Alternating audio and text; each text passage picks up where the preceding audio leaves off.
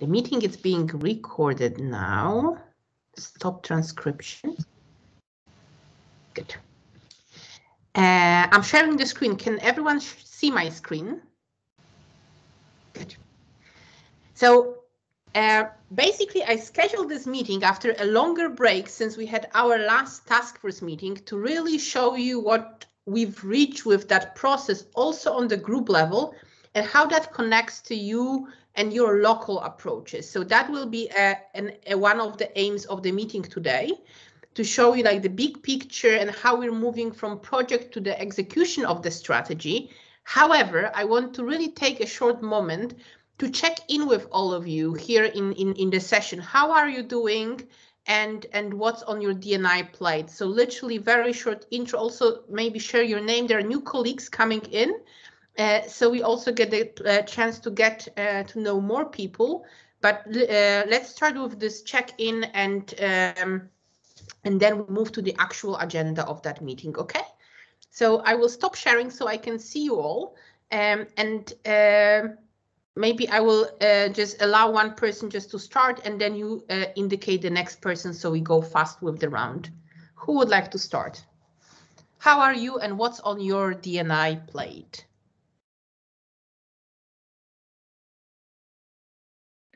I can start if you want to.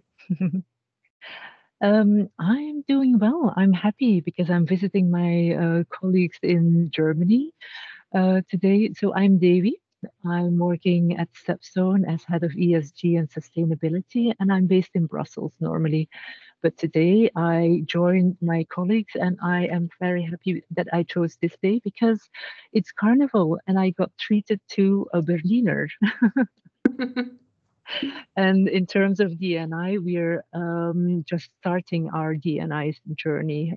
We want to really make the conclusions that we had from the Octopus project along in our strategy and see how we can build on those and really implement what we can find in our organization. And I'm actually doing that together with Julia. Yes, hello everyone. I'm also new to this group. I'm also working at Stepstone. I'm currently still working in the corporate strategy department, but I'm currently transitioning to corporate HR. And there, one of my first topics will be the DE&I strategy for Stepstone. Happy to meet all of you. Great. And I'm also very well. Davey already said we have a nice carnival treats here in the office today, so it's super nice. Great to have you here, Julia. Who's next? Can you just indicate next person? Julia, you have sorry. Privilege to choose the next person. Oh, that's nice. Okay, so who do I see here? Then I would say Tanya, maybe.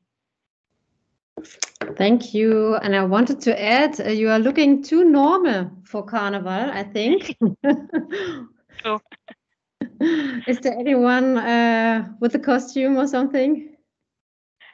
I did see some colleagues in our casino, in our cafeteria, who were dressed up. But yeah, you're right. Unfortunately, most of us are not. Okay.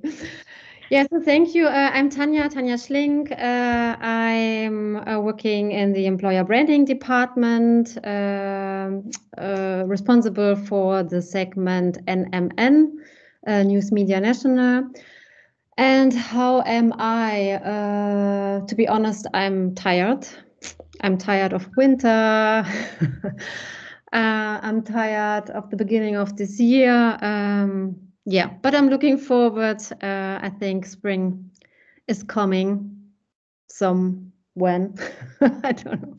Yeah, and with regard to D&I and Octopus, yeah, so we had our presentation for the status quo, and it was a little bit, how to say? So we already expected that our C-level won't be very enthusiastic or something like this. So it was very quiet. And at the moment, I'm working on our own roadmap for the segment. So how to proceed, which of the recommendations we can conduct, and which one will postpone, or maybe we have other ideas. So that's what I'm working on at the moment and this week. And beside the strategy or the roadmap, we are driving forward with regard to our corporate language, because that's also one of our parts. Together with corporate communications, we would like to convince our board to open to a more inclusive language, because if you know the mailings, for example, or the internal communication, so it's very binary, and we would like to convince them to do it in a more inclusive and non-binary way, for example. So that's I'm not sure. So I expect some obstacles, but we are moving forward. Yeah, and at the moment, so I have another meeting at the moment. We are working with a tool, or we would like to implement a tool for more inclusive language with regard to our career page and job postings and so on. So that's why I'm happy that we move forward. Yeah, and I will pass to Daniel.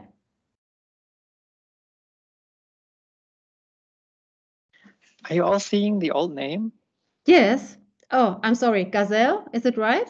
Yes, sorry. I was wondering because it took a time for like the screen to adjust, but my name is Gazelle. Thank you. Pronouns they, them. Happy to be here again. I work with Diallo. Also, currently, we just finished our roadmap for this year, basically, for us at Diallo, which is 3 major things. First of all, find data. So do the self-ID survey that we prepared, or that Accenture prepared for us, basically. Do this in spring. And then for summer, we're looking more into the question of inclusive language in terms of being very international and maybe even English first at Diallo. And then thirdly, we also try to find first specific particular measures for the gender balanced leadership programs to see whether there's like 1 or 2 things we can actually start with in fall and winter. And then there's like, let's say, smaller, but just as important events popping up for the International Women's Day. We're going to have a panel. And I know that there's also a couple of things happening with the Women's Network from Axel Springer. And then Nina, thank you so much again for reaching out. We have a talk next week on inclusive spaces with Nele. I'm looking forward to that. And this is where I hand over to Nina, I guess.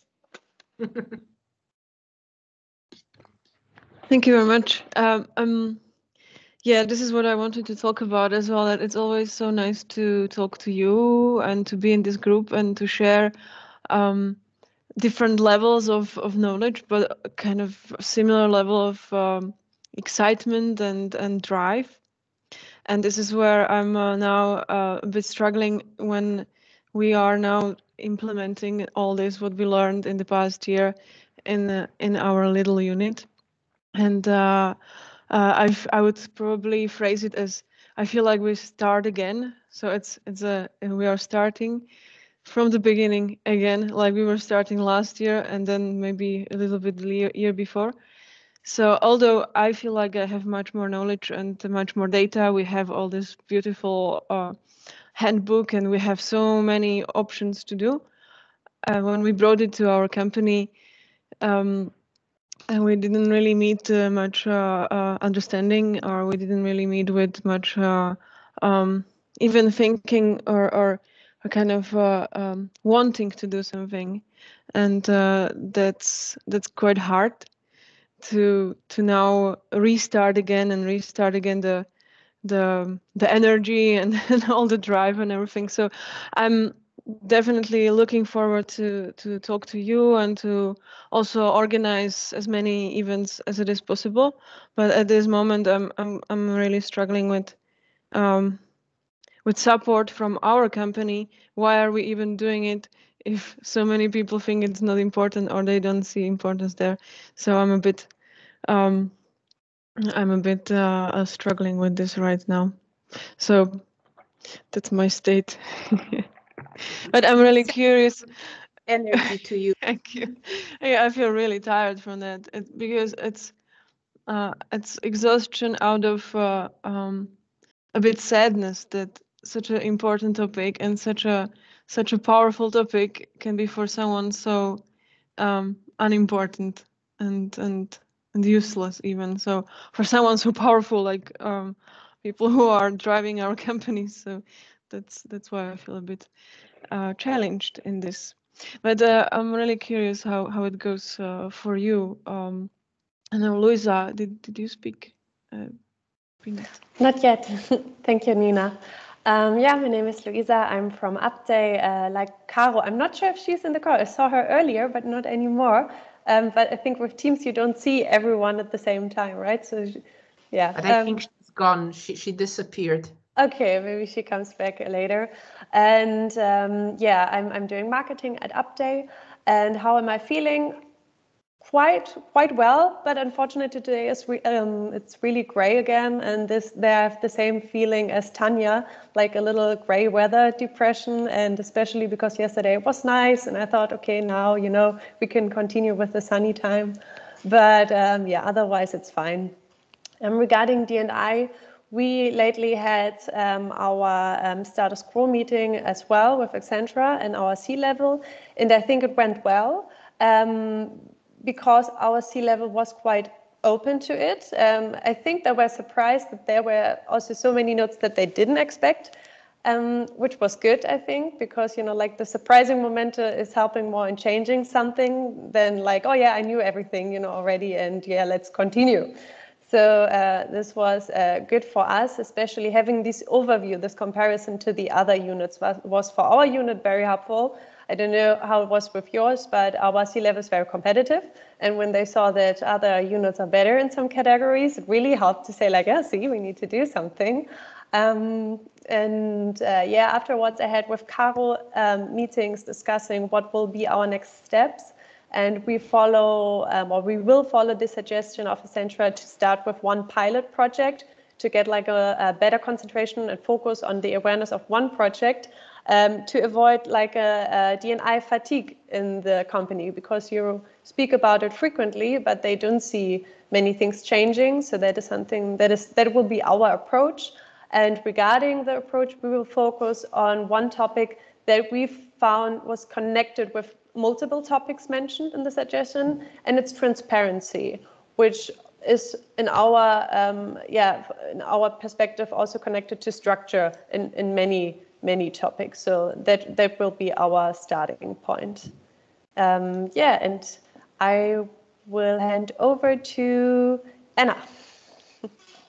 I think you didn't speak yet, right? Yeah. Anna, you're on mute. Me? Yes. How are you? Hi, hello everyone. A new one. I'm Anna Szpot. I'm from Poland. One moment. Yes, I'm a junior development specialist, and I'm responsible for diversity and inclusion in Poland, in Warsaw. What has happened recently in Poland, RASP, is that we are organizing a webinar on inclusive language.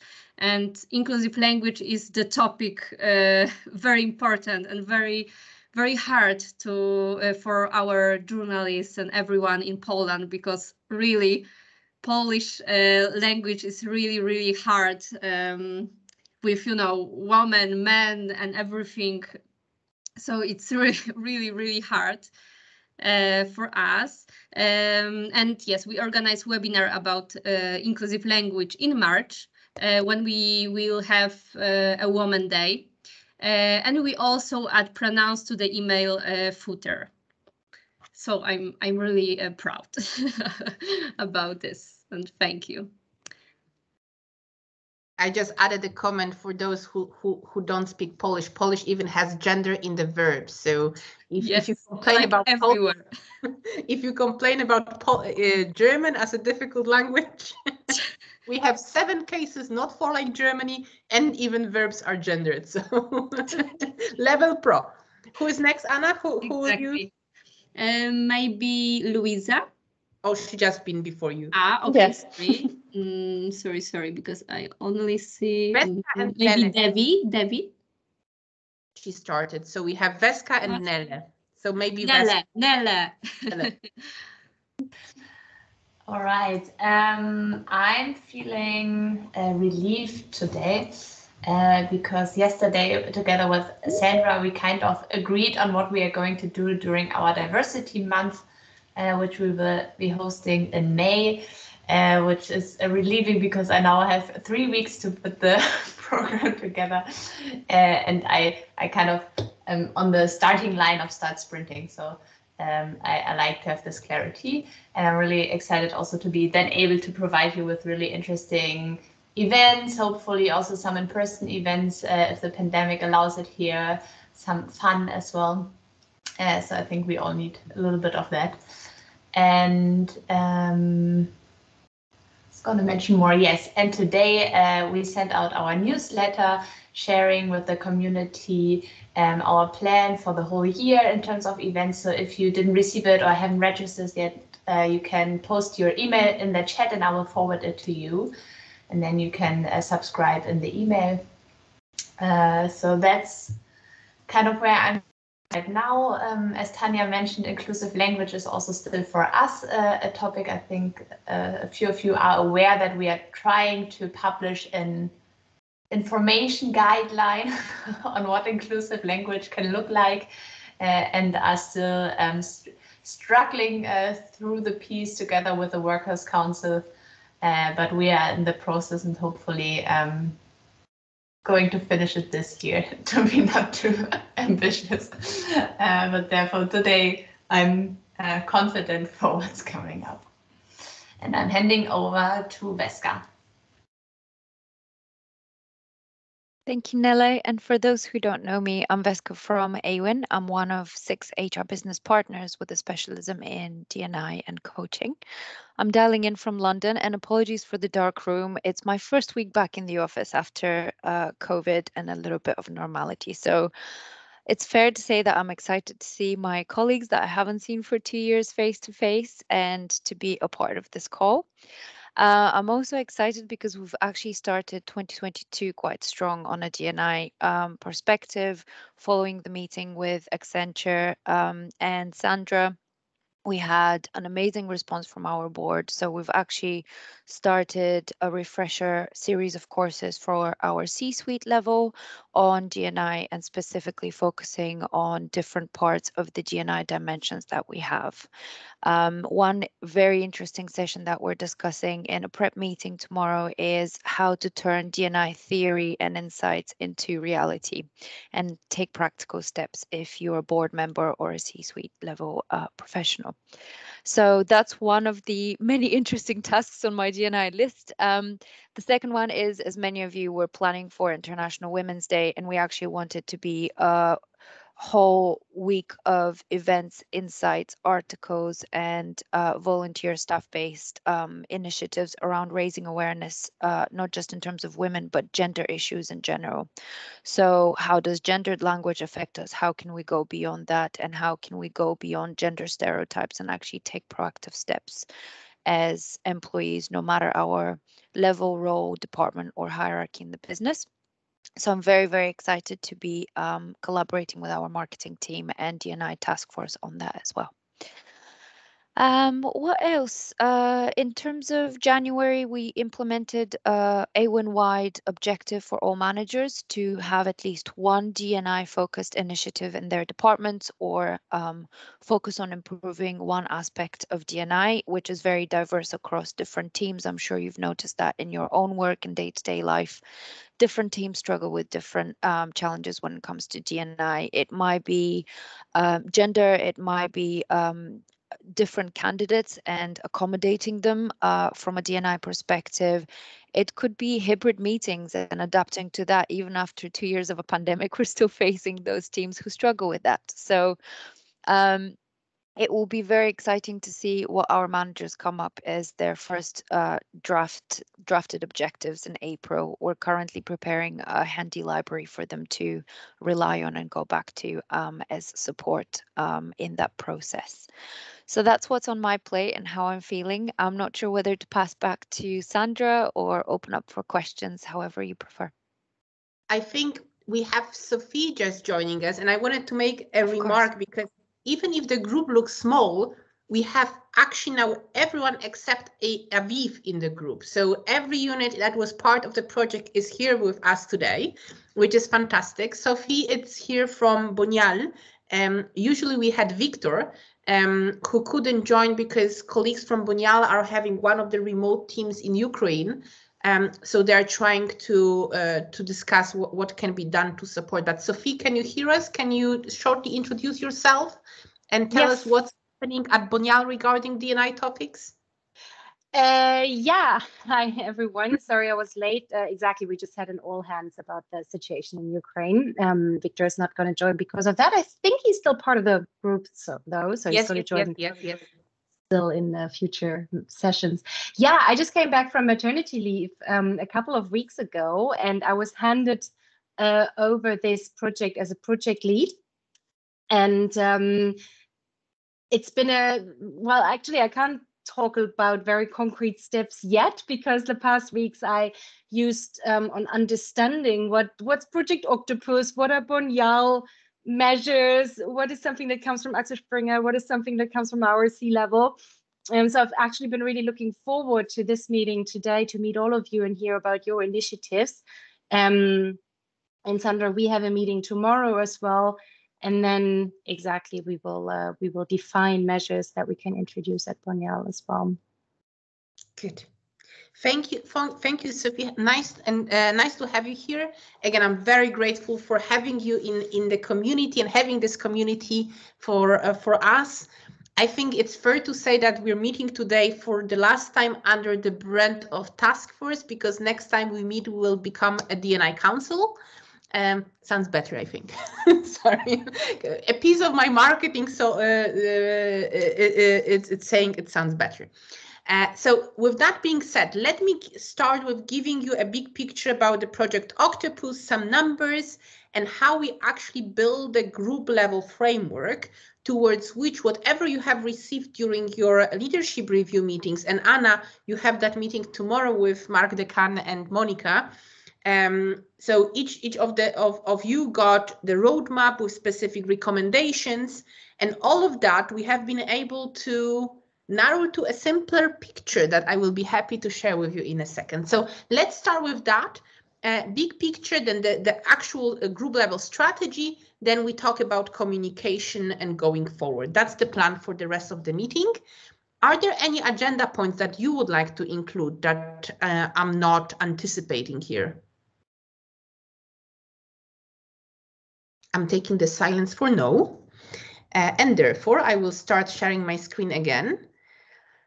Please keep in mind that when I'm sharing, I cannot see you. So please be very vocal about anything that you see, want to address on the slide. So we'll start with the big picture, as I've mentioned, then the group level strategy, sharing and discussion, if you will, and then the next step. So there are 3 areas I would like us to cover in the upcoming half an hour. Just as a reminder to all of us, why we set up the Project Octopus. We set it up to accelerate our Axel Springer group progress towards the D&I vision. We understood from different conversation we have with you, your colleagues, that there is certain help needed to make that move faster. And this project was set up to make that happen. So we were focusing on the 9 units in scope of the project. So all of you here, plus Aviv, we wanted to create something that will create a tool, let's call it simply, to hold leadership accountable for the changes. So it's not anymore a bottom-up effort, but really comes with attention from the board. And I think that was quite successful, and we'll get to that in a second. And last but not least, we really wanted to make sure that whatever global D&I team is offering, it's covering the gaps you have and not either duplicating or providing service that you don't need. So really clarifying what we as a group level team can do to help you to drive the agenda in your unit. So those were basically the motivations which drove which drive the entire Project Octopus initiative. So that being said, let me show you what we actually did. We really co-created that process together. We had all of you as a part. We had almost 250 people, but directly involved in the process. People we talked to, had them in the workshop, in different meetings, interviews, demo sessions. So really a lot. If you add to it that we had over 1,000, almost 1,600 survey responses, and actually that number that you see on the screen only shows the number of fully valid responses. I think in total we had almost 1,700, but there was a lot of surveys started and not finished. So if we, just for the sake of measuring the impact, that is even more. We had you as a task force member coming to weekly meetings regularly, the steering committee supporting us in the process. So really that, I think those numbers that you can see on the screen are telling to everyone that it was a purely co-creative process. We did it together. I think that's something for us to be really proud of, because we got a lot of buy-in already for the efforts we were undertaking. In that process, we had obviously a unit level or like your organizational level focus. However, at the end, we have been able to identify 5 obstacles that are universal to the entire organization. What is different is the scale of the problem, obviously, but we have seen those 5 areas that are hindering our progress on the D&I journey. And first of those obstacles is leadership authenticity and drive, and that goodwill that so far it's not fully translating into actions. And especially when it comes to the representation and the leadership compositions, we acknowledge a lot of work to be done in that field. Second obstacle is organizational credibility and diversity fatigue. Here we're talking about D&I being a marketing topic very often, but not all employees are still able to translate it into their own day-to-day context and make it tangible for them. Third area, it's performance beliefs and perceptions. So what we've noticed, and again, different intensity across different companies, yet still pretty much universal. There is a pattern that current understanding of performance really favors outspokenness, extrovertism, visibility, loud input, instead of thinking about outcomes, impact, and quality. There is this existing prototype, and then people who are not fitting it might find it difficult to progress their careers. And then we are talking about the talent actions and HR practices and how D&I is embedded into the employee life cycle processes. This is a big space where we see a recurring patterns across different companies. And last but not least, metrics and analytics that we can use to hold each other accountable. We set up our first goals through gender balanced leadership. That was a starting point back in September. Yet we are still not fully leveraging the potential of the data in the organizations. So 5 patterns. Let me pause for the moment to see if you find it surprising, something that you didn't expect to see, something that maybe you're missing. They're quite broad, so over to you. Any comments, questions, feedbacks, reflections?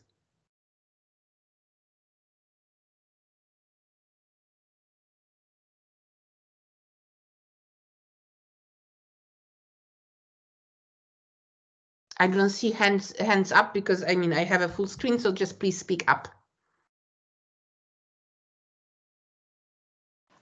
Yeah, I'm not, how to say it, I'm not surprised in the way that there are new topics. I'm more surprised in seeing that it seems like every unit faces very similar challenges. So it's not a very unit specific thing, but maybe really something like more Axel Springer culture related then.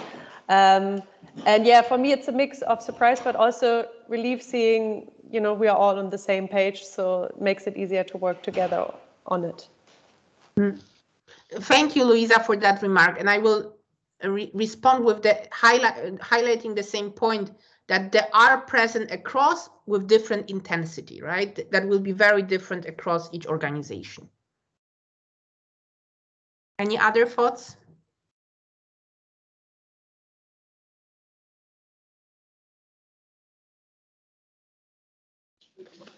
I mean, very much in line with also our focuses at Itialo, at least. So a little surprise, and what I like about, let me put it that way, like I see the topic of diversity fatigue and the perception thing. I believe that, however, if we are tackling all of those things, then there's synergies with all of these topics, which calms me down a bit. So it's not like 5 super big things, but they all go hand in hand in my perception. Yeah, they're not mutually exclusive. I mean, we talk people, so you cannot silos, and definitely there are interaction and intersection between those. Totally agree. Anything else? Anyone else? Yeah, I'm fairly new in the D&I space. I only started at the start of this month. So everything that I've learned over the past few weeks actually buys into what you have been sharing here. So I'm looking forward to discovering more together with you. Thank you, Debbie. I'm pausing for that slide so long because those obstacles inform our strategy. Now I will bring you to the group level strategy framework that consists out of 5 areas for which, together with the board, we define 15 very broad commitments.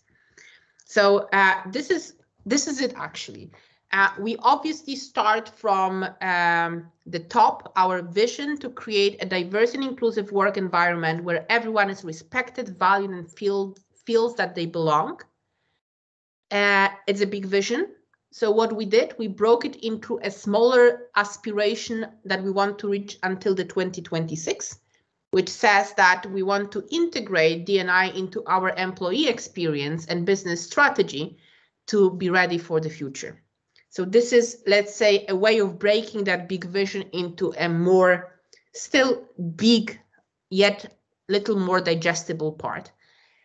The bottom of that slide still brings us our focus to different D&I dimensions and intersectionality. And what is extremely important to make that work successful is the governance model. And we will get to the governance model in the next step. But I would like to walk you through those 5 areas that we derive from the 5 obstacles. So first of this area is leadership activation, grow our leaders' D&I knowledge to foster inclusive behaviors and increase diversity in the leadership. I read it in too fast, but increased diversity in the leadership is not to a certain extent can be a consequence of the D&I knowledge, but it's a separate element of the sentence. And for this area, we have defined 3 commitments. By the end of this year, we will train all top executives in the basic D&I competencies. And that process started with the executive board and will follow with all the top 100 leaders, which means including the C-level from your organizations. Then by the end of next year, or actually starting next year in this case, because we talk about the performance years, we will embed D&I expectations to the performance review and reward processes of the top executives. And last but not least, this is where you see the connection to our past efforts. D&I strategy incorporates the gender balanced leadership targets. And where we also have an aspiration here is to extend the gender balanced leadership targets towards different diversity dimensions through KPIs. I'm not sure if those will be exact targets, but really to make sure that we think more intersectionally when it comes to the leadership composition. So for that area, we have 3 commitments, mostly focused on the top leadership. What is important is that we would like you also on the unit level to think how you can align your efforts towards those different areas, right? So when we talk here about top executives, it's because from the group level perspective, this is where we can really make a commitment, right? But we can imagine, and you see it in the brackets of that commitment number 1, followed by the unit leaders, right? So this is something that we see as a next step when it comes to aligning that vision, this strategy to your unit level approach. But I will pause for a moment and check in if you have any remarks or questions with regards to the area number 1, leadership activation.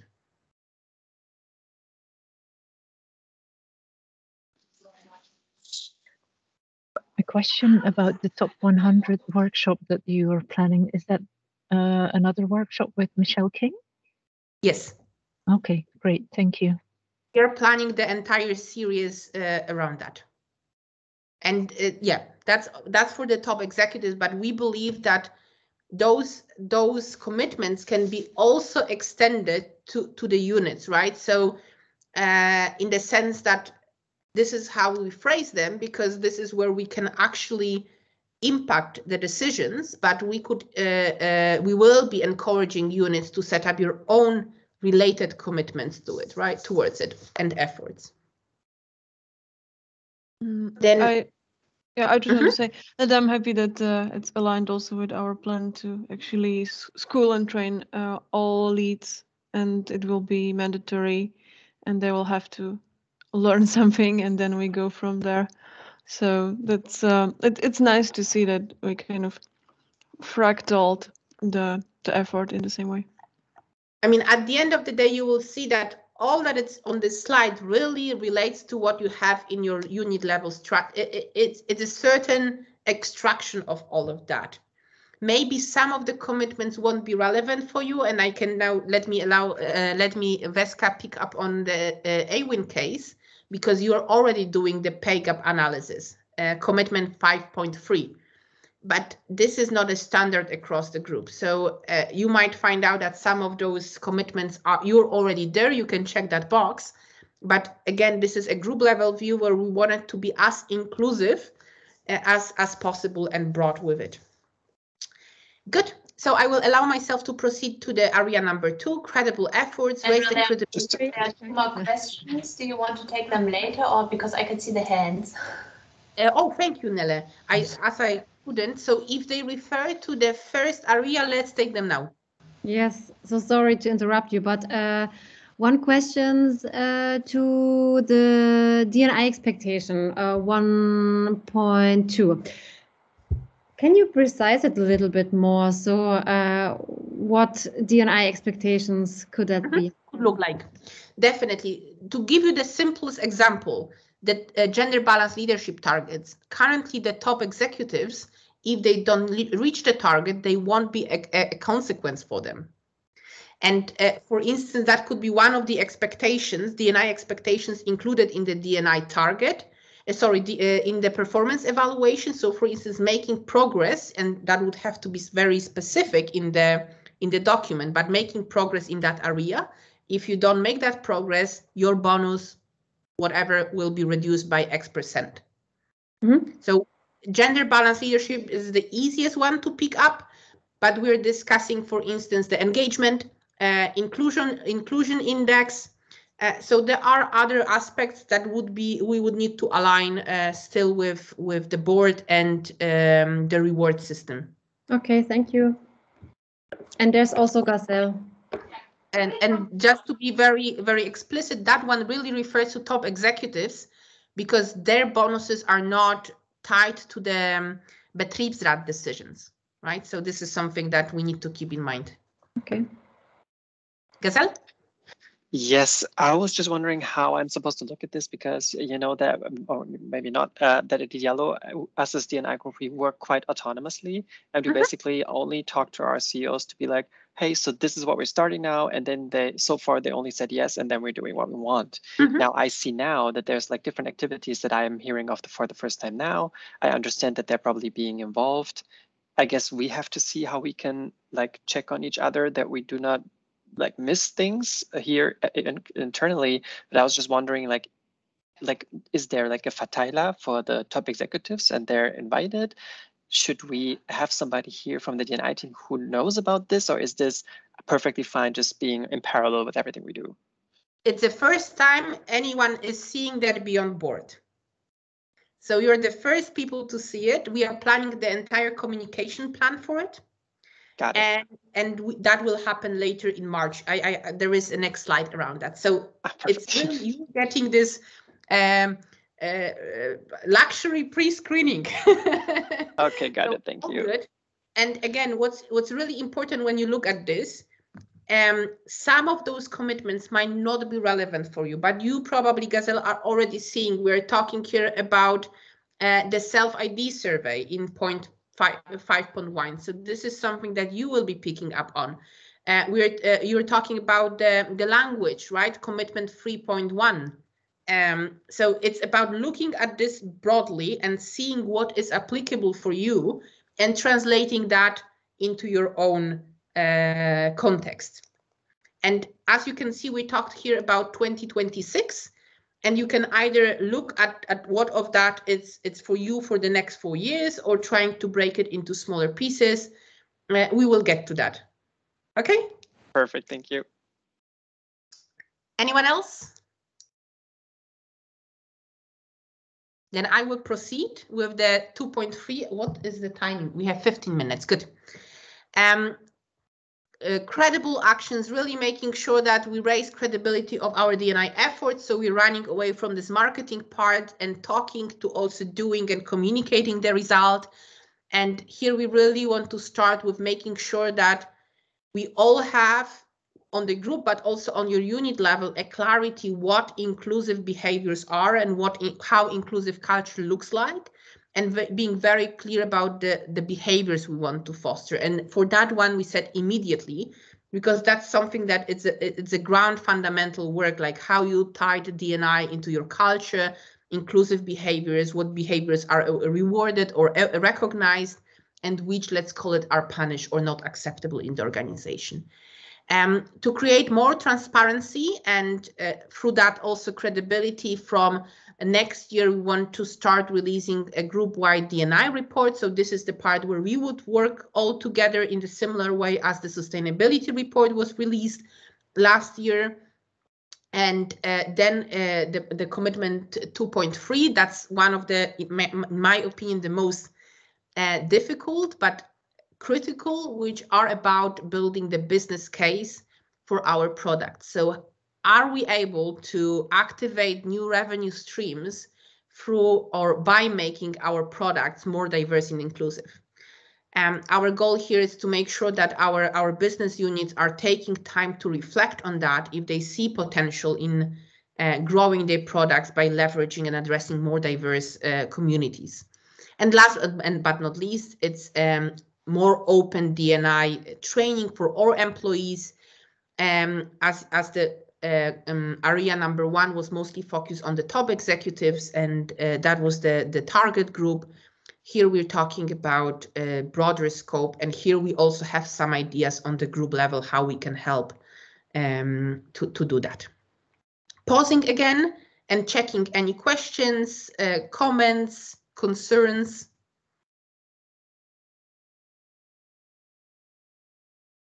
I don't see the hands up, so please speak up.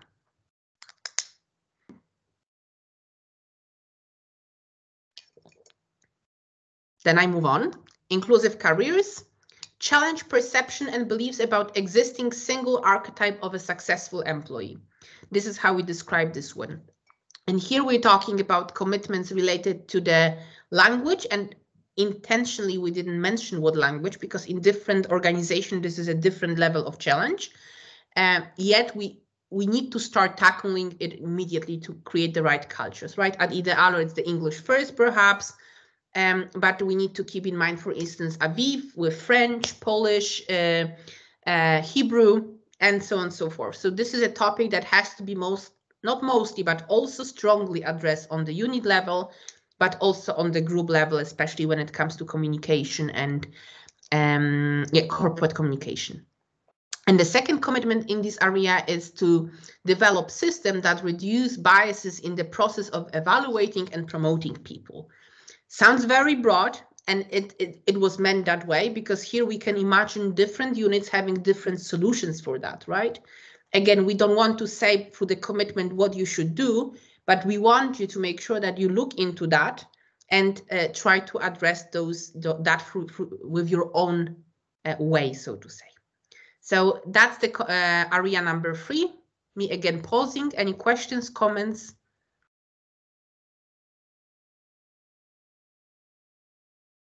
Then I'm moving on. Talent experience. Offer equitable and transparent career opportunities for our current and future employees. Here you can notice the part of the future employees. So we are also talking about the recruitment.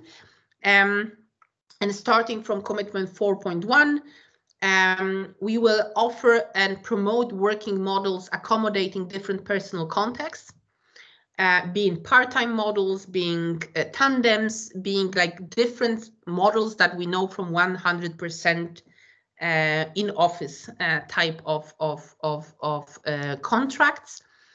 Then we will have audited and redesigned, and that's a very important one, people, processes, policies, structures, and tools along all stages of employee life cycle. So we are asking here questions like, how do we recruit our people? Do we have processes in place that help us reduce the bias in the recruitment processes? How do we promote people? Like, do we have a clear promotion criteria that can bring more transparency around the decision we're making? So again, those are examples, exemplary question from my side, but really we would like all our units to look into their employee life cycle and embed D&I on this systemic level to your processes.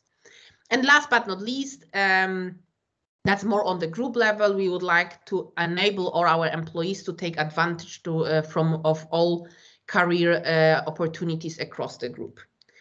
And last but not, sorry, I forgot. I was supposed to pause and ask if there are any questions, comments, or anything that you would like to bring up when it comes to this area number 4. No. Then the last one, making that data informed decision as a way of reaching organizational and individual targets. Here we are talking about running self-ID survey across the group, and across the group, don't mistake it for us owning the process, but enabling the processes across the group. Then we would like to improve our people data accessibility and quality. This is again the group level view. And the last but not least, and as you can see, it's the most distant date, because there's a lot of things that have to happen before we're able to do it in some units. Again, calling out Awin, because I know you're doing it, and I know that Stepstones is also already enabled to do it. So this 2026 is not necessarily the date for you, but by this date we would like to be able to conduct yearly pay gap analysis in our units. So those are 15 commitments. Very broad, yet quite specific, because we will be aligning your unit level initiatives, efforts towards those commitments and 5 areas, right? We won't tell you what to do. We don't want to kind of, let's say, impose you the changes, but those are the 5 areas and 15 commitments that together with the board we agreed are the right things to be done on the group level across all the units in the company to move ahead with our D&I agenda. What do you think? That was the question I didn't anticipate, but I don't get any questions or comments. So any thoughts, please tell me. How do you feel about it? Caro, I think you can just speak up because Sandra is not seeing you. I am ready. Sorry for the background noise. So I can't say, so first of all, it's great work. I can't say if this is. Caro, I think we can't hear you properly because there's a lot of noise around you. I will send the question to the chat. Thanks. Then Gazelle is next. I just have one impulse on this. I mean, first of all, again, little surprises, and then again, when you see it in written form like this, and you get the let's say the most positively the weight of our global D&I inspiration, Sandra, giving this, like putting this upon us, it feels a lot like not necessarily like pressure, but I'm questioning on whether the setup in each unit is sufficient to reach all these goals. And this is not a question that we can answer right here, right now, but I really would like to mention that I need to take this back to my organization and double check on how serious our CEOs are taking this and whether our personnel is equipped for these challenges, basically. This is my first impression. Totally, Gazelle. And again, keep in mind that the distant target date, right? 2026. And again, I think there will be a process of internal alignment to do it. Yeah. Thank you. I would like to ask you, so you use the word commitment. So how much power is behind this commitment? It's a question. Yeah, it's the same background, maybe like Gazelle asked you, but I am wondering, are these commitments goals? Let me show you something. So maybe that will help when we talk about the governance model. I wouldn't call them exact goals because they're not specific enough, right? And as we wanted to keep them relevant on the group level, I think the word goal is only partially true, because if those were goals, I would make them way more specific, but we cannot be specific yet relevant for everyone in the group. So that's why we've used the word commitment, because that each of those commitment might look slightly differently at each unit, right? So that's first. When it comes how, I think you said serious are they, right? How powerful, yeah. So powerful, yeah. So we are setting up the governance model behind to really keep the C-level's responsibility and accountability in place. So obviously, looking from the bottom, it's our global D&I office, where we are here to support and drive the motivation, and we have the council. So all of you that we will be regularly meeting to exchange, to learn from each other, and build on what we're doing locally. But then last but not least, in this case, on the quarterly basis, the board will be meeting with the CEOs of those units to review the progress. So this is obviously not solving all the world's problems, but we are setting up the board for being the driver for it. As they all said, yes, we want to go ahead with the strategy. Now let's create the systems for keeping that accountability in place. Yeah? Yeah, thank you. This might be a good time to ask Caro's questions. How will you track about the process reaching the goals? Yeah, so now I see that I should have put slides differently. So tomorrow, by the end of the day, I will send you all the latest version of your unit level frameworks with the good practice toolkit, with the communication toolkit. I'm still waiting for the proofread of those documents, but tomorrow, end of the day, it's my personal deadline, because on Saturday I'm starting some time off.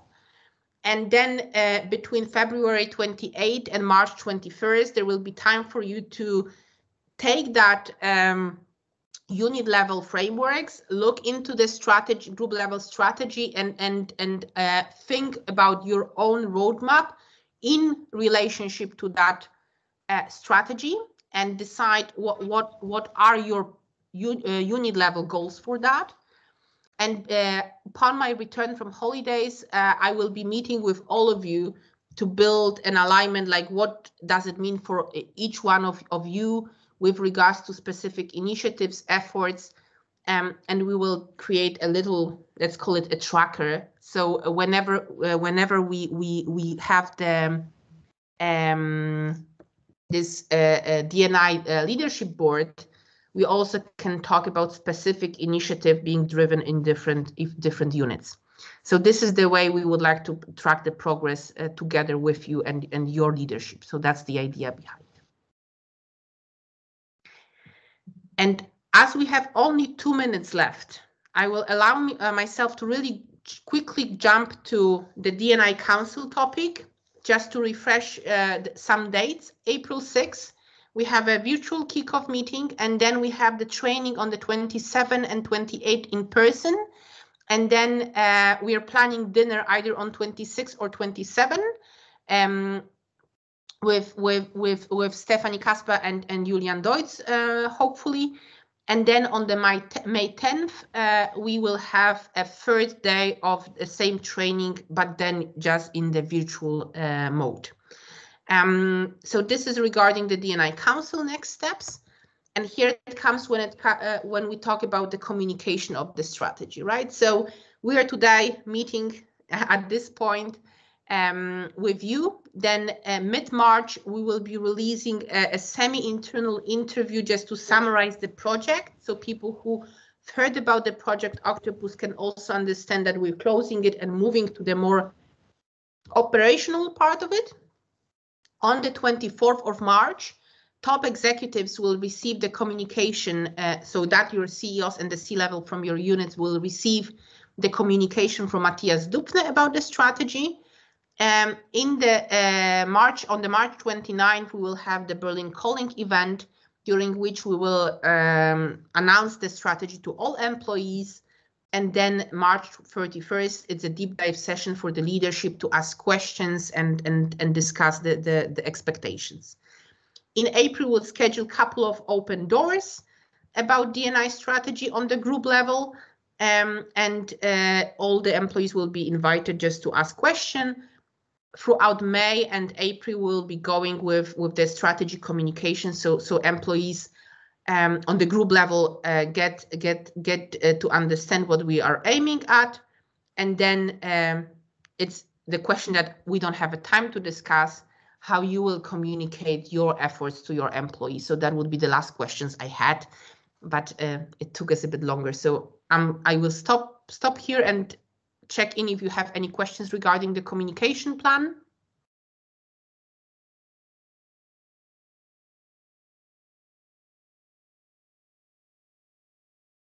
Yes, so I'm interested in the internal communication campaign, which you are planning for April. That's confirmed. That's why I'm removing that. We still need to plan what we want to do. We will most likely produce a little video that will explain those 5 areas. And this is something that most likely will happen. We're producing some videos to support the communication, like interviews with Stephanie and Julian.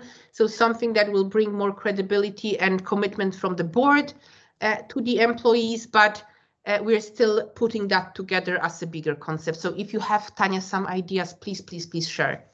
Yes. No, I think it's a lot in a short time. So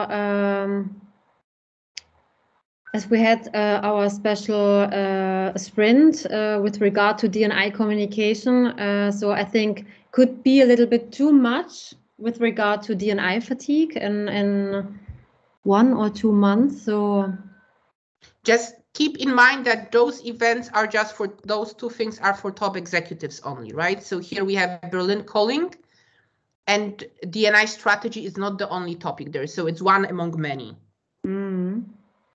Yeah, but we can think about it maybe separately. Yeah. Good. I will stop sharing. And anything from the group? No. Good. I just wanted to leave, ask to leave really without getting stressed. I mean, I know goals are, or the commitments are ambitious, but there is time and there is also a space for your freedom to align to that. So again, I will highlight how general they are to make sure that you can align with your capabilities and capacities, Gazelle. Like, I totally acknowledge that. We have to keep it in mind. And also to understand how we as a global team can support you. Like, we see definitely training, awareness raising, the place where we can be supportive. But again, I'm sure we can discover more spaces. So I think let's stay excited. We really got the board commitment to do it. And I think a year ago, I wouldn't anticipate that we will get to that point. And they're really eager to do something. Just as a I mean, it's silly because it's being recorded. I want to say confidential. There is a leadership summit plan as every year in September. And most likely the topic will be diversity and inclusion. So it's really getting to the place where it should be. And Nina, I hope that will also help with your struggle in the organization when it's positioned in the right place from the top executive. So thank you all for being part of that process. Thank you all for contributing along the journey. I know it was supposed to be shorter. It ended up being a mini marathon. I keep calling it a sprint for my own comfort, but I think it was rather a mini marathon or half marathon. But the actual marathon is in front of us. We will have a marathon in front of us, and I'm really glad to have you on board. And I will do my best. And I probably also can speak for Nella to support you on that marathon and do it together. Thank you all. Thank you so much. Thank you. Send that presentation to you, but keep it for yourself and for your teams for now. Okay, don't share it with the employees because that's something that will come later. Yeah. Thank you. Bye-bye. Good job.